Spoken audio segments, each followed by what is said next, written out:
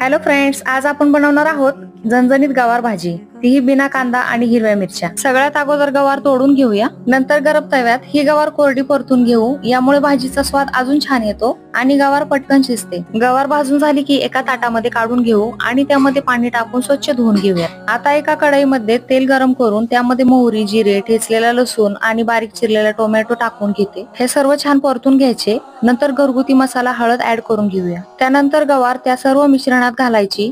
वरून चवीनुसार मीठ ऍड करूया। आता गवार आणि चवीनुसार मीठ ऍड करून छान परतून घेऊयात। नंतर कढईवर झाकण ठेवून मंद आचेवर 10 ते 12 मिनिटं शिजवून घेऊयात।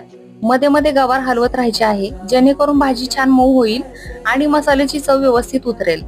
गवार मधले पाणी थोडे आटत आले की त्यामध्ये शेंगदाण्याचं कूट घालून सगळं छान मिक्स करून घेऊया। ही आपली गरमागरम गवार तयार झाली आहे। तुम्ही देखील ही रेसिपी नक्की ट्राय करा। आवडल्यास लाईक आणि सबस्क्राईब करायला विसरू नका।